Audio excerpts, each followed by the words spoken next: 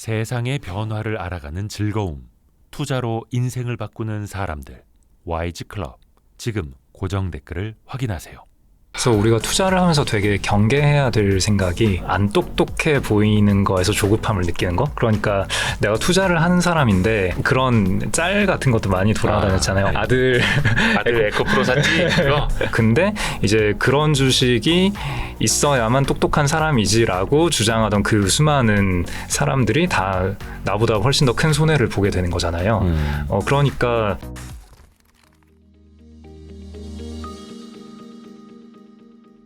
8월 7일 월요일 오랜만에 오셨습니다. 감사합니다. 와주셔서. 안녕하세요. 네, 불러주셔서 감사합니다. 아이고, 라쿤 자산운용의 홍진채 대표님. 우선은 우리 홍 대표님하고 시장 이야기 좀 했으면 좋겠는데. 네. 아 맞다. 홍 대표님을 저희가 첫 번째인가 두 번째 모셨어요. 제가 그때 그런 질문했던 거 생각날 거예요. 시장의 쏠림 현상. 그때 뭐 로봇주였나 작년 초에 뭐 쏠림 현상이 있었을 거예요. 그때 대표님이 시장의 쏠림 현상은 늘 있는 거라고. 아, 그쵸. 그런 이야기를 해주셨었거든요. 네. 근데 2023년 상반기 내내 로봇, AI, 2차 전지, 반도체, 네. 뭐 초전도 드디어 고려의 최대 수출 품목은 초전도체가 되어버린. 너무 특히 어지럽지 않나요? 2023년 이 시장이? 어지럽죠? 그래서 이 쏠림 현상 속에서 네. 특히나 아마 수익률도 네.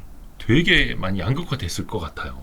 근데 일단 수익률은 사실 이게 쏠림이 심하긴 심했는데 이제 올 초 이후로 지금까지 이제 7개월 이상이 지났잖아요. 네. 근데 막상 그 쏠림의 피해를 봤다라고 얘기할 수 있는 뭐 그런 회사들도 다들 오르긴 했거든요. 그러니까 뭐 2차 전지 주식이 많이 올라서 내 주식이 안 가. 이런 케이스가 사실 그렇게 많지가 않아요. 내 주식이 실적 잘 나오고 멀쩡한 회사면은 대체로 오르긴 했거든요. 네, 그래서 되게 이 쏠림을 보고 이 쏠림을 쫓아다니려고 왔다 갔다 하거나 아니면은 뭐 롱숏 해지를 잡거나 뭐 이런 식으로 플레이한 쪽에서는 수익률이 그다지 만족스럽지 않을 거고 근데 그냥 모르겠고 그냥 내 주식 잘 가면 됐지 뭐 하고 있었던 쪽들은 수익률이 뭐 나쁘지 않아요. 그러니까 쏠림 현상으로 인한 실질적인 피해는 별로 없다. 시장 전반적으로 예. 사람들에게. 예, 기관 투자자 같은 경우에는 벤치마크를 이겨야 되고 다른 투자자들을 이겨야 되고 이런 압박이 있으니까 좀 기분이 좋지는 않을 거예요. 네. 뭐 잘해야 평균 정도일 테니까. 그래서 기분이 썩 좋진 않겠지만 뭐 절대 수익률로 봤을 때 뭐 10% 중반 후반 정도 하고 있다면은 뭐 나쁜 수익률은 아니잖아요. 네. 그래서 그냥 자기 포지션을 잘 잡고 그냥 뭐 1년에 한 2번만 오르면 되지 뭐 라는 생각으로 그냥 포지션 유지하고 있었으면 그렇게 나쁘지 않았을 거고 이 쏠림을 어떻게든 좀 먹으려고 왔다 갔다 하면은 뭐 많이 벌 수도 있었겠지만 많이 잃을 수도 있었겠죠. 아하, 자기 포지션만 잘 잡고 있었다면 나쁘지 않았을 것이다. 네. 근데 사람들 마음은 항상 그렇잖아요. 지금 올라가고 있는 거의 지금 한두 달째 내달리고 있는 그 쏠림 현상에 못 올랐다면은 거의 한 두 달째는 난 죽어 있는 것 같고. 그렇죠. 예. 그래서 우리가 투자를 하면서 되게 경계해야 될 생각이 안 똑똑해 보이는 거에서 조급함을 느끼는 거. 그러니까 내가 투자를 하는 사람인데 뭐 그런 짤 같은 것도 많이 돌아다녔잖아요. 어머니께서 네. 아들 에코프로 샀지? 그거? 그런 짤을 보면서 그러니까 주변에도 많았거든요. 이제 본인이 주식 투자를 한다. 기관 투자자건 개인 투자자건 주식 투자를 하는데 그런 소수의 그 되게 쏠림이 집중된 그런 종목들을 가지고 있지 않았을 때 주변에 투자를 안 하는 사람들에게 보기에 이 친구는 그러니까 본인은 자기 자신은 투자 되게 열심히 하고 공부 많이 하고 똑똑한 사람이어야 하는데 이런 주식을 안 가지고 있다? 거기에서 되게 뭐랄까 쪽팔림? 그런 게 좀 느껴지거든요. 네. 너는 이런 것도 안 사고 뭐 했니? 그게 그 짤에서 과장된 얘기가 아니라 실제로 주변에서 많이 들리는 얘기예요. 네. 네. 예전에도 그럴 때 많았잖아요. 뭐 2017년, 18년 요럴 때 비트코인이 최초로 좀 대중적으로 알려졌을 때 그럴 때 뭐 당신은 투자를 잘 하는 사람인데 왜 비트코인 하나 안 가지고 있어? 뭐 이런 얘기를 또 비트코인 공부 안 하고 뭐 했냐고 막. 네, 투자를 많이 좋아한다면서 공부 열심히 한다면서 왜 비트코인은 없어? 이런 얘기를 투자를 하지 않고 있는 뭐 가족이나 친한 지인들로부터 종종 듣던 그런 때가 있었단 말이에요. 2017년, 18년 그때. 지금도 마찬가지인 거죠. 근데 물론 그 주식이 좋다 나쁘다 이런 얘기는 하지 않을게요. 어쨌거나 이익은 잘 나고 있으니까. 그리고 굉장히 큰 주도 섹터인 건 맞고. 근데 거기에서 여러 가지 이유로 뭐 자기 마음에 안 들어서 안 살 수는 있잖아요. 네. 근데 그게 되게 멍청해 보이는 시점이 그런 쏠림이 있을 때고, 멍청해 보이기 싫어서 그런 주식들을 따라 담는 순간부터 뭔가가 되게 망가지는 거죠. 그래서 그런 마음을 좀 되게 경계를 해야 돼요. 똑똑해 보이기 위해서 멍청해 보이기 싫어서 어떤 매매를 한다. 그거는 굉장히 잘못된 거고, 그럴 때는 그 쏠림이 정말 싫으면은 그러면은 그 주식들을 공부를 하고 최대한의 업사이드를 추정을 해보고, 아주 낙관적으로 봤을 때 아직 업사이드가 남아 있다면은 그러면은 뭐 아주 일부라도 내 포트폴리오에 편입을 하고, 사실 그러면 조금 마음이 편해지긴 하거든요. 그러면은 뭐 포트폴리오에서 아주 일부 사놓으면은 올라갈 때는 나도 저 주식 있어 이렇게 똑똑한 척할 수 있고, 그 다음에 떨어질 때는 어차피 내 포트폴리오에 그거 얼마 안 되니까 비중이 크지 않으니까 손해 보는 거 없어. 근데 이제 그런 주식이 있어야만 똑똑한 사람이지라고 주장하던 그 수많은 사람들이 다 나보다 훨씬 더 큰 손해를 보게 되는 거잖아요. 그러니까 이게 일종의 중립 포지션이 되는 거죠. 약간 심리적인 장치를 마련해 놓은 뭐 거네요. 일종의 그러니까 멘탈 나가지 않기 위한. 멘탈 나가지 않게 올라도 그만 떨어져도 그만. 거를 뭐 그렇게 해둘 수는 있는데 뭐 아주 권하는 바는 아니고, 굳이 너무 마음이 불편하다면은 뭐 그렇게 하는 게 괜히 막 뭔가 확 따라붙거나, 내가 사면 또 빠지잖아요. 그렇죠. 네, 내가 많이 사면 빠지니까. 내가 샀을 때가 고점일까봐. 근데 실제로 내가 사면 고점이 되니까. 그래도 뭐 머피의 법칙 이런 건데. 네. 물론 이제 그런 기억이 더 강렬하게 남아서 더 그런 걸 수도 있겠고요. 네. 네. 그래서 그 쏠림에 대해서는 그 정도로 말씀을 드릴 수 있을 것 같은데, 그것보다 조금 더 구조적인 변화가 있지 않은가. 구조적인 변화요? 네. 그런 생각이 좀 들어서 그게 많이 고민이 돼요. 구조적인 변화. 모 애널리스트, 퀀트 애널리스트 분께서 해주신 얘기인데, 네. 뭐 이름을 밝혀도 되나요? 뭐 네. 하나증권의 그 이경수 애널리스트가 최근에 쓴 하나증권의 네. 보고서 내용이 좋아서 제가 종종 보는데, 그분의 분석에 따르자면 2017년 이래 지금까지 퀀트 애널리스트들은 이제 여러 가지 팩터들을 가지고 어떤 팩터가 가장 잘 작동하는 팩터인가 이런 거를 매번 분석을 하잖아요. 네. 그래서 뭐 저평가 팩터, 뭐 PER, PBR 낮은 거, 뭐 아니면은 모멘텀 팩터, 뭐 기관 수급이 되게 강한 거, 개인 수급이 강한 거, 외국인 수급이 강한 거, 뭐 이런 식의 모멘텀 팩터, 아니면 성장 팩터, 뭐 등등등 여러 가지 팩터들을 가지고 어떤 팩터가 주가 상승을 가장 잘 설명을 하는가, 뭐 그런 분석을 많이 하잖아요. 네. 그런데 이분 얘기 중에 최근에 가장 흥미로웠던 게 2017년 이래로 끊어보면은 가장 잘 작동하는 팩터가 개인 순매수 팩터였다고 합니다. 개인 순매수 상위 이런 종목. 그렇죠. 그러니까 원래도 개인 순매수가 가끔 잘 작동할 때가 있었어요. 근데 그것뿐만 아니라 뭐 저평가 팩터가 잘 작동할 때도 있었고, 성장 팩터, 뭐 아니면은 기관 팩터, 외국인 팩터, 아니면 그런 것도 잘 작동했어요. 뭐 기관 빈집 팩터. 그러니까 기관이 많이 산 게 아니라 기관 투자자의 보유 수량이 비어 있는. 빈집, 찬집이라고 보통 표현을 하잖아요. 그래서 기관이 빈집인데 이익이 좋아지고 있다. 그런 거 사놓으면은 나중에 기관 수급이 들어오면서 주가가 빵 올라가게 된다. 뭐 이런 게 기관 빈집 팩터인데, 아무튼 그런 다양한 팩터들이 다 같이 작동을 했었는데 2017년 이래로 끊어서 보면은 압도적으로 개인 순매수 팩터의 설명력이 가장 높더라.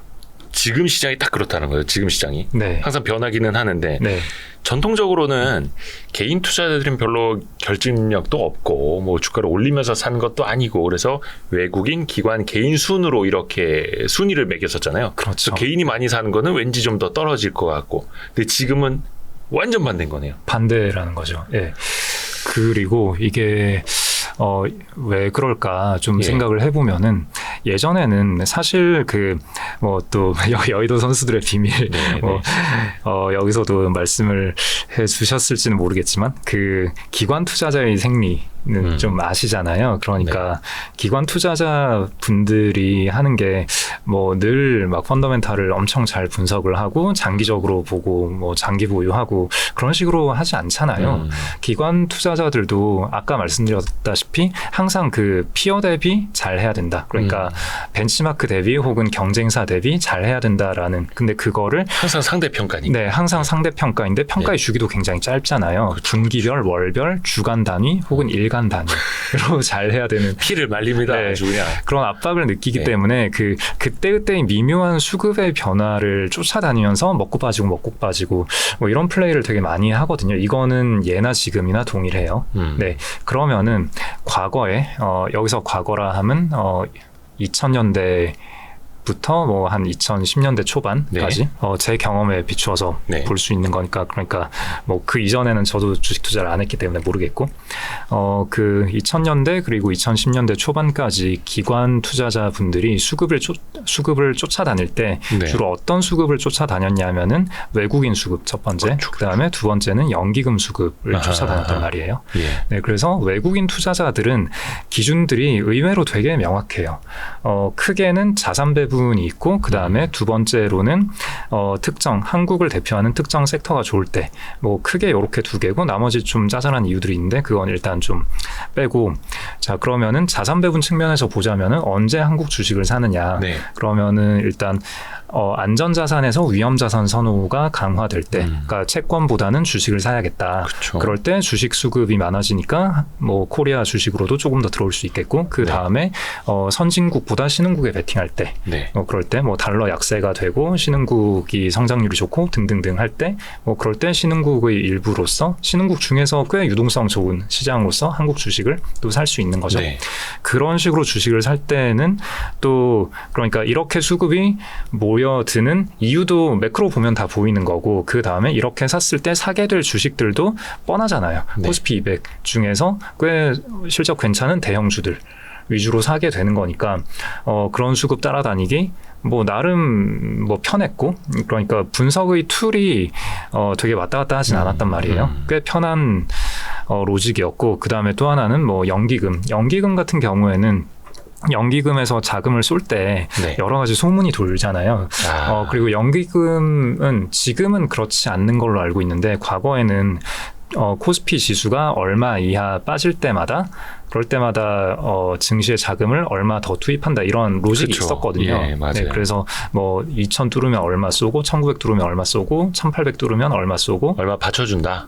뭐 약간 지지해주는 역할? 그 뭐 결과적으로 그런 역할이 되고, 투자자들은 그렇게 생각을 하지만 뭐 명분상 뭐 주가 부양 용도로 연금을 쓸 수는 없으니까, 저평가된 자산을 좀 더 많이 담는다, 뭐 이런 명분이겠죠. 주가가 빠졌으면 그만큼 더 싼 거니까. 네. 그래서 혹은 또 연기금에서 또 그 아웃소싱 기관들을 평가하고 리밸런싱을 하는 시즌들이 있어요. 네, 그 시즌들에 이번에는 뭐 대형주에서 자금을 많이 회수해서 중소형주에 많이 쏜다더라. 그다음에 뭐 중소형주는 뭐 어떤 기관이 이번에 발탁이 됐다더라. 뭐 이런 게 또 소문이 나거든요. 그러면은 그 기관들이 좋아하는 주식들이 어떤 게 있지? 라는 걸 추측을 해가지고 미리 사고, 그 다음에 실제 자금 집행하고, 뭐 돈 들어오고 나면은 팔고 나가고, 뭐 그런 식의 플레이를 과거엔 되게 많이 했단 말이에요. 근데 지금은 보면은 일단 그 첫 번째 그 외국인 수급도 그 이경수 애널리스트 보고서에 보면 되게 재밌는 게 거래대금 대비 순매수라는 표가 있어요. 거래 대금 대비 순매수. 네, 그러니까 전체 거래 대금, 그러니까 예를 들어서 외국인이라 치면은 여기서 100만 주를 거래를 했는데 100만 주가 순매수였다. 그러면은 한 방향성으로 매매를 했다라는 말이잖아요. 근데 100만 주 외국인 거래가 찍혔는데 그 중에 10만 주만 순매수였다. 라면은 90만 주는 그냥 사고 팔고 하는, 왔다 갔다 하는. 네, 왔다 갔다 하는 거였다는 거죠.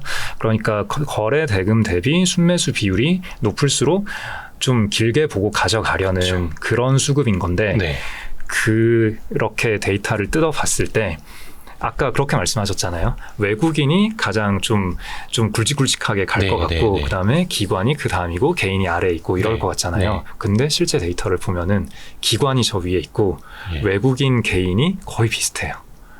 외국인도 그냥 샀다 팔았다 하는 수급이라는 거죠.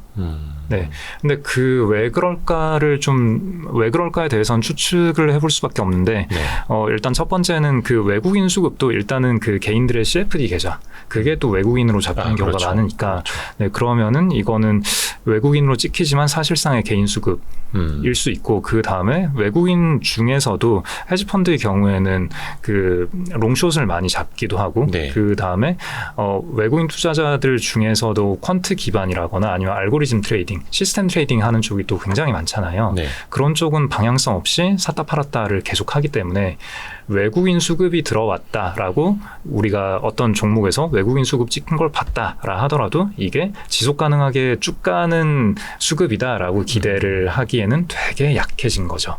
그렇죠. 알쏭달쏭해졌죠. 예전보다 그렇죠. 예.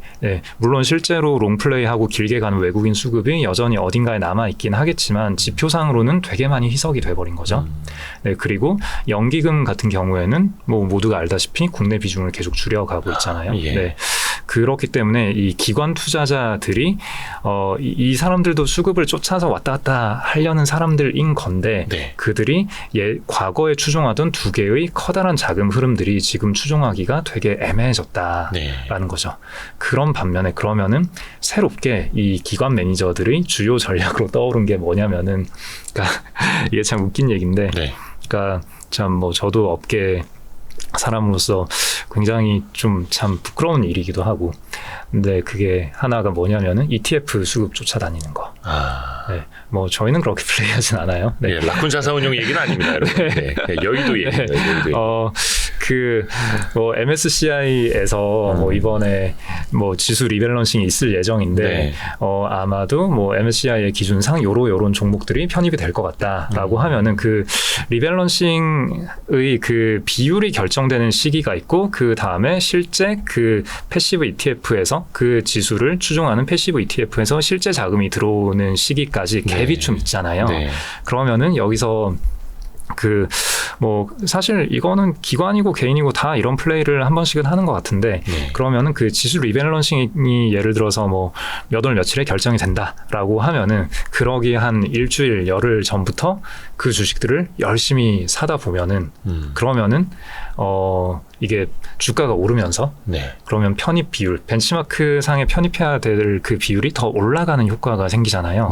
그러면 나중에 패시브 수급, 이 패시브 ETF에서 쏴줄 자금도 좀 더 커지는 거고 라는 기대감으로 주식을 사는 사람들이 있겠지라는 기대감으로 실제로 주식을 사는 사람들이 있다 보니까 실제로 주식을 사는 사람이 많아지고 그래서 주가가 좀 올라가는 뭐 그런 게 있는데 그러니까 자기 실현적 예언인 거죠. 그러니까 수급을 따라다니는 것뿐만이 아니라 그 수급을 또 예측을 해서 또 먼저 가 있기도 하고. 그렇죠. 원래는 예전에는 그러니까 예전이래봤자 뭐 한 7, 8년 전인가?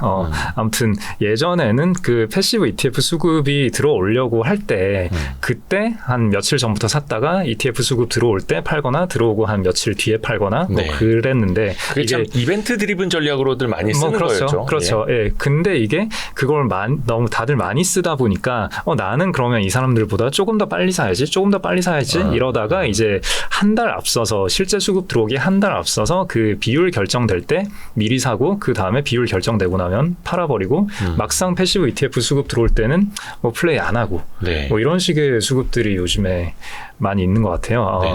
그리고 뭐 그 MSCI 리밸런싱도 그렇고 뭐 아니면은 뭐 어떤 큰 운용사에서 뭐 이러이런 테마의 ETF를 출시하려고 한다라고 하면은 그러면 이제 그럼 이 ETF는 어떤 종목들이 들어갈까? 그러면 뭐 또 뻔하잖아요. 그럼 그런 종목들을 미리 샀다가 실제 런칭합니다라고 할 때는 팔고 나가버리고.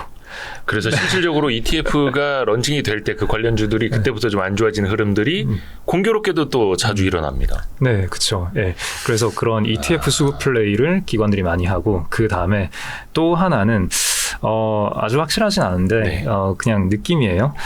제야의 고수분들이 굉장히 많잖아요. 많죠. 네, 근데 예전에는 제야에서 주식하시는 분들은 좀 크게 둘로 나눠지는 것 같아요. 한쪽은 정말 좀 뭐랄까 좀 안 좋은 의도를 가지신 뭐 모르겠어요. 제가 뭐라 말씀드리긴 좀 조심스러운데 아무튼 불법과 합법의 경계선에 좀 계시는 뭐 그런 분들이 좀 되게 이상한, 그러니까 기관 투자자가 건드리기에는 뭐 전혀 택도 없는 작은 회사들, 작고 뭐 적자가 많이 났고 네. 재무 상황 안 좋고 근데 뉴스만 가지고 왔다 갔다 하는 뭐 그런 주식들을 가지고 하시는 뭐 어느 한쪽이 계셨고, 그 다음에 또 다른 한쪽의 개인 투자자분들께서는 뭐랄까 정말 좋은 그 작은, 되게 좋은데 되게 작고 그래서 기관이 건드리기 어렵고 근데 회사는 되게 훌륭해가지고 뭐 한 5년 정도 지나고 봤더니 주가가 10배 20배 올라 있더라. 뭐 요런 주식들. 그러니까 예전에는 개인 투자자 분들이 다루는 주식과 기관 투자자 분들이 다루는 주식이 좀 서로 간에 거리가 좀 멀었던 네. 것 같아요. 네. 그나마 그 방금 두 번째로 말씀드렸던 좀 건전한 잘 하시는 개인 투자자 분들이 하시는 주식은 특정 일부 그런 스타일로 하는 기관들하고는 종목이 겹치기는 했겠죠. 네. 네. 근데 전반적으로 업계에서는 뭐 삼성전자 왔다 갔다 하고 하이닉스 왔다 갔다 하고 뭐 LG 디스플레이 왔다 갔다 하고 이런 식이었다면은 업계의 기관 투자자는 그러면 그 아주 잘 하시는 제야의 고수분들께서는 기관이 건드릴 수 없는 아주 작은 주식들 이런 거 하시고 저 멀리서는 또 아주 이상한 주식들 하시고 이렇게 서로 간의 간극이 되게 컸다면은 네. 지금은 일단 첫 번째는 각 잘하는 개인 투자자분들이 자기 채널에서 자기 메시지를 많이 전달을 하실 수 있잖아요. 그게 뭐 블로그가 됐건 텔레그램이 됐건 유튜브가 됐건 그렇죠. 네. 너무 많아졌죠. 네, 그렇죠. 근데 여기에서 이야기하는 기업들이, 종목들이 괜찮은 회사들이 많잖아요. 꽤 있죠. 네. 네. 그 개인 투자자분들의 주식을 다루는 스펙트럼이 되게 많이 넓어지기도 했고, 그 다음에 기관 투자자로 하다가 전업 투자자로 가신 분들도 많고 그렇죠. 하니까 요즘에는 그런 텔레그램이나 블로그에서 도는 주식들과 기관 투자자들이 다루는 주식들이 그렇게 다르지가 않거든요. 많이 네. 겹치죠. 많이 겹치죠. 네. 그러면은 과거에는 개인 투자자들의 주식이다라고 할 만했던 주식들이 뭐 분기에 한두 종목 정도 주가 쫙 오르고 뭐 이랬다면은 요즘에는 한 달에도 한 10개씩 그런 주식들이 많이 발견되지 않나 그런 생각이 좀 들거든요. 많이 발굴되기도 하고 또 오를 때 더 많이 오르기도 하고. 그렇죠.